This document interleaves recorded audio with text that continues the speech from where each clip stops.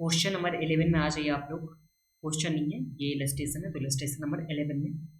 Calculate the cost of equity from the following data using realised yield approach. Realised yield approach के हिसाब से हम लोग को क्या निकालना है, कॉस्ट ऑफ इक्विटी कितना होने वाला है इस सम्स में वो। और उसके बाद हम लोग को क्या रखा हुआ है, तो ईयर दे रखा हुआ है, जिस ईयर में ईयर 1 2 3 4 एंड 5, तो इस तरह से 5 ईयर दे रखा हुआ है। इसमें डिविडेंड पर शेयर दे रखा हुआ है और उसके बाद प्राइस पर शेयर एट बिगनिंग, तो हम लोग को बिगनिंग में प्राइस दे रखा हुआ है। तो देखिए ये हम लोग के पास सम्स है और उसके बाद निकालना क्या है, तो कॉस्ट ऑफ इक्विटी हम लोग को सम्स में निकालना है। तो बस ये सॉल्यूशन आप लोग देखिए, मैं समझाने का ट्राई करूंगा।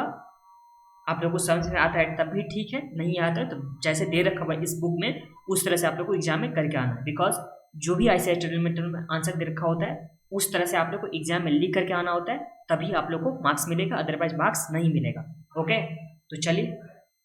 स्टार्ट करते हैं इलस्ट्रेशन नंबर 11। तो यहाँ ध्यान दीजिए, ये रहा हम लोग के पास 0, मान लेते हैं 0 ईयर, ये हो जाएगा 1, इस तरह से ये कितना हो जाएगा 2, इस तरह से 3, फिर 4 एंड उसके बाद ये हो गया 5। ये एज्यूम क्या हुआ है,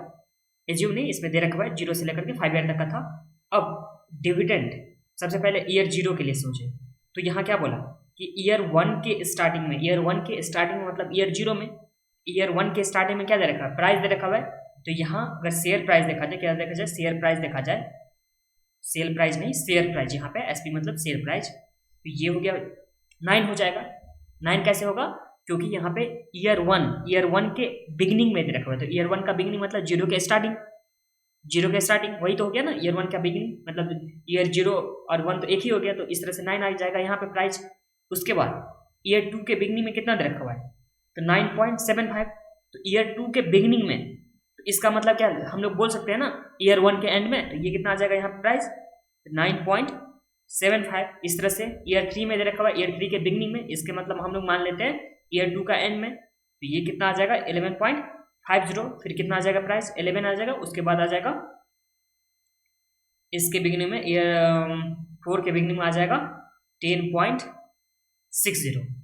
और ईयर 5 का तो हम लोग को पता नहीं ईयर 5 के बिगिनिंग में कितना है। यहाँ तो कुछ सवाल नहीं आप लोग को, जो प्राइस दे रखा था बिगिनिंग, किसी ईयर का बिगिनिंग अगर होता है तो उससे जस्ट पीछे वाला ईयर का क्या होता है, एंड में दोनों हमेशा सेम होता है। अब डिविडेंड दे रखा हुआ है हम लोग के पास डिविडेंड कितना कितना दे रखा हुआ है, तो डिविडेंड दे रखा हुआ है 1, फिर दे रखा हुआ 1, फिर दे रखा हुआ 1.20, फिर दे रखा हुआ हम लोग का 1.25, फिर दे रखा हुआ 1.15। तो इस तरह से हम लोग के पास क्या दे रखा हुआ है, ये दे रखा हुआ है डिविडेंड। यहाँ तो कुछ प्रॉब्लम नहीं है आप लोग को, सम्स में हम लोग को 2 चीज दे रखा हुआ है। सबसे पहले हम लोग को प्राइस दे रखा हुआ है एंड दूसरी बात हम लोग को दे रखा हुआ है डिविडेंड दे रखा हुआ है। अब ध्यान दीजिए किस तरह से हम लोग को एग्जाम में लिखना है। In this question we first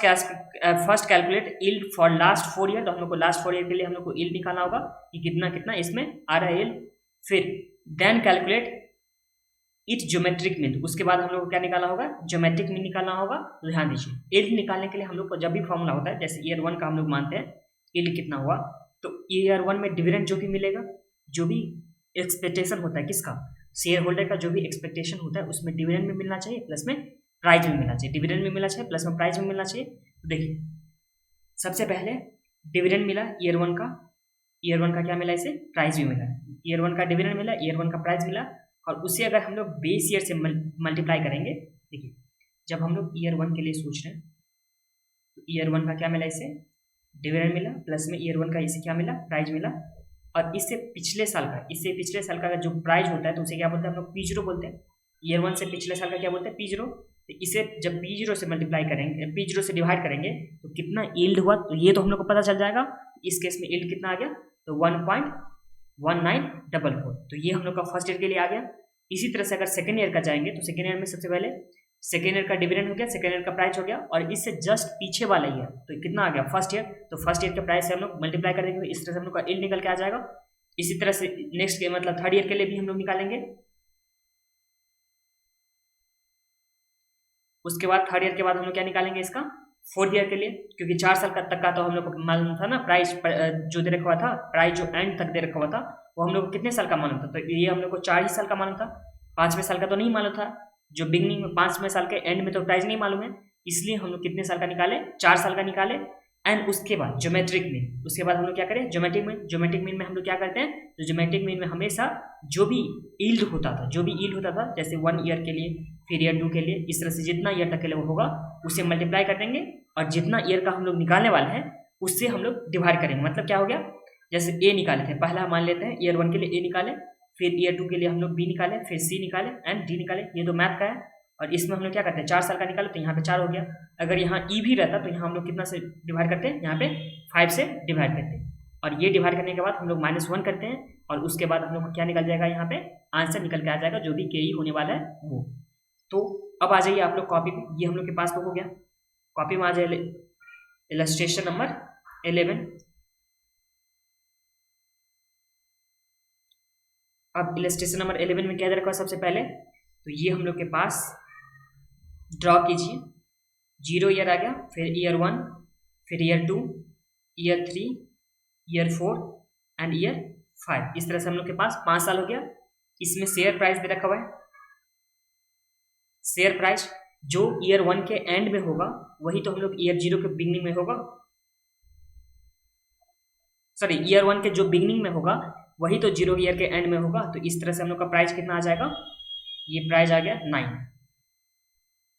फिर दूसरा का प्राइस आ गया 9.75, फिर थर्ड का प्राइस 11.50,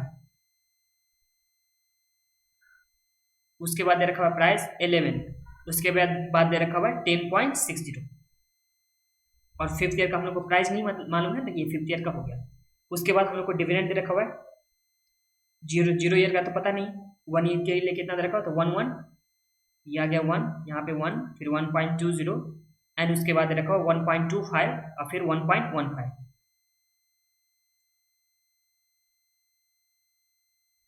तो इस तरह से हम लोग के 5 साल का क्या था, तो 5 साल का डिविडेंड पता था, बट जो हम लोग को पता था प्राइस पता था वो सिर्फ और सिर्फ 4 साल का पता था। तो इसलिए हम लोग जो निकालने वाले हैं, यील्ड निकालने वाले हैं, सिर्फ और सिर्फ 4 साल का निकालने वाले हैं। तो यहाँ पे लिखिए ईयर 1 के लिए यील्ड कितना होगा,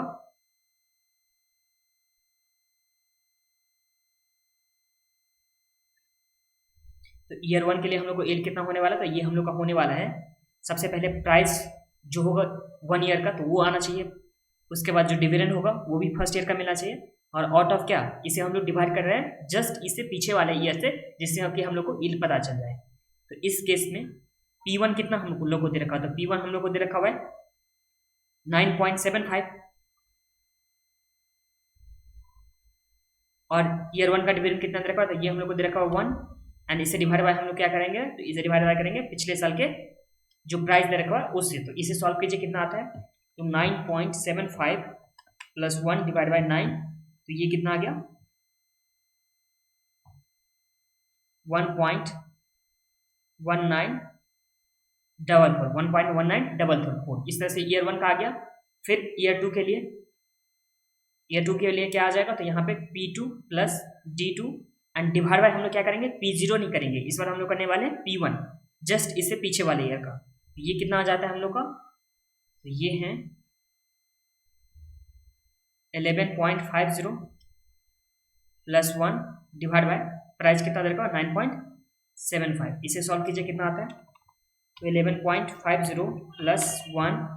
डिवाइड बाय 9.75, तो ये आ गया 1.2821, राउंडिंग ऑफ करने के बाद 1.2821, ये हम लोग का ईयर 2 का आ गया। फिर इसी तरह से ईयर 3 का, ईयर 3 के लिए फॉर्मूला आ जाएगा P3 प्लस डिविडेंड भी 3 ईयर का मिलना, थर्ड ईयर का मिलना चाहिए, एंड P2 के हम लोग प्राइस से डिवाइड करेंगे, तो इस तरह से हम लोग का यील्ड निकल के आएगा। तो ये कितना आता है हम लोग का 11 plus 1.2 divide by 11.50, 11 plus 1.2 divide by 11.50, तो ये आ गया हम लोग का 1.0609।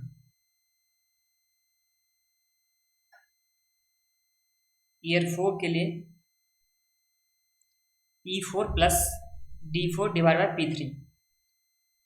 ये कितना आ जाता है, तो ईयर 4 का हम लोग को P4 कितना दे रखा है प्राइस 10.60 प्लस डिविडेंड कितना दे रखा है 4 का, तो 1.25,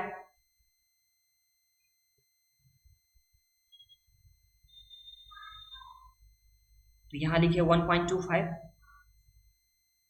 और इसमें डिवाइड बाय हम लोग कितना से करने वाले हैं, तो इसका डिवाइड बाय करने वाले हैं हम लोग P3 जो हम लोग को दे रखा है P3 11 दे रखा है, तो 11 से हम लोग डिवाइड करेंगे। इस तरह से हम लोग को ईयर 4 का कितना निकल के आ गया,